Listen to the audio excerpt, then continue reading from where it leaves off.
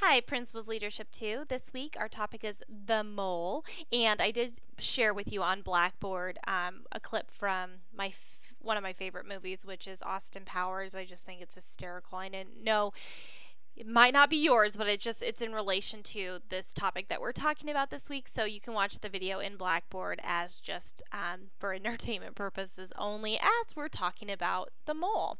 So this does tie in. You're probably thinking, what does this have to do with leadership? But in truth, we're going to get to that in just a moment.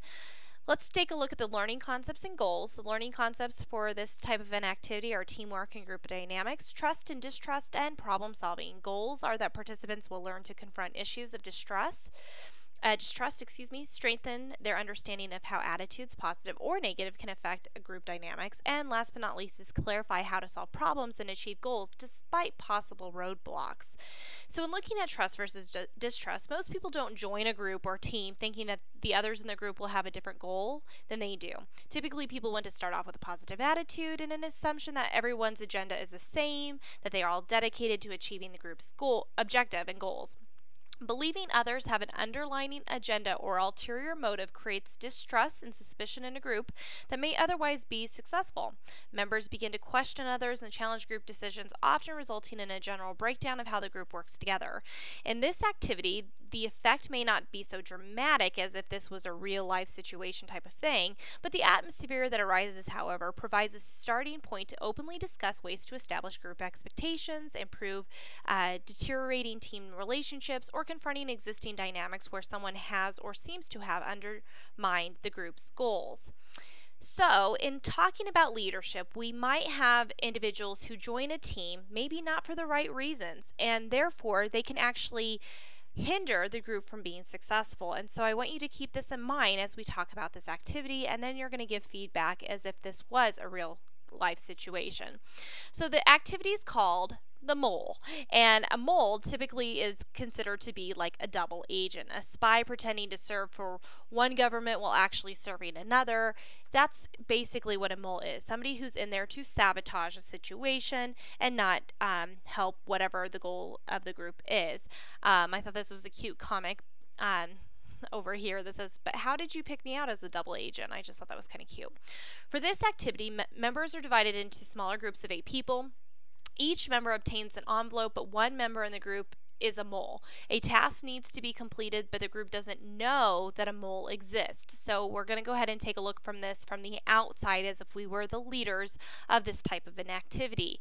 The goal really is just like how you guys did House of Cards in the last week's activity.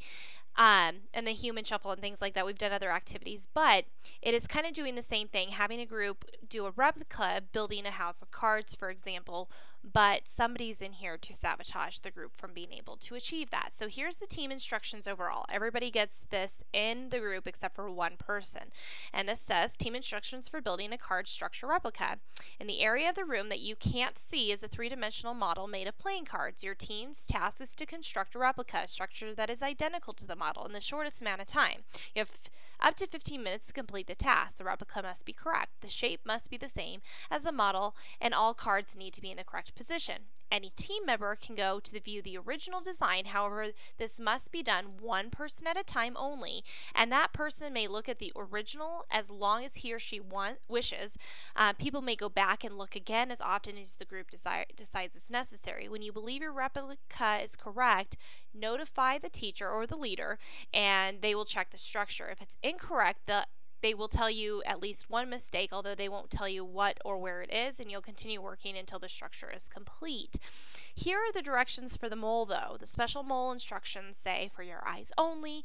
Perhaps you've heard of a mole. In the world of espionage, a mole is a double agent, secretly working against a group he or she is a part of. In real life situations, all team members don't always work together towards the same goal. Sometimes people do different things to reach personal objectives rather than team goals. They may also work against team goals because of the group's tension, lack of trust, difficulty getting along with others, or for a variety of other reasons. There may be such a person in your group today. You can think of that person as the mole. It's also possible that there's more than one mole in the group.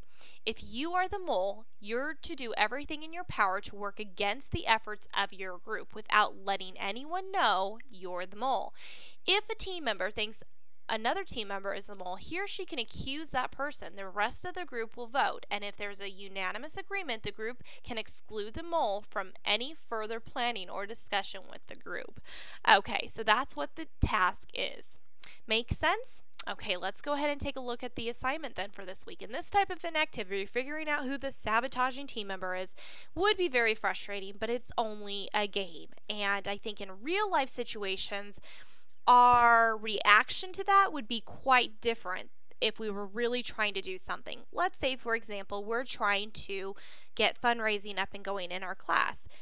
Is it frustrating if somebody is sabotaging that from getting up and started, or not allowing or communicating with the team if it's working or not? Yes. Okay, so let's take a look at this. In a real situation, how would you feel about a mole being on your team? Not necessarily a double agent, but someone who hinders your group from being able to be successful. When this trust is broken, how could you as a leader rebuild that trust? What would you do? What steps would you take? Okay, so here's what I would like you to do. Email me your answers to those type of questions based off of either this type of an activity or a real life situation and what you as a leader would do. And I can't wait to hear your responses and thoughts. Please make sure this gets to me by Thursday at 5 o'clock. I hope you have a great week. If you have any questions, as always, please let me know. Thanks.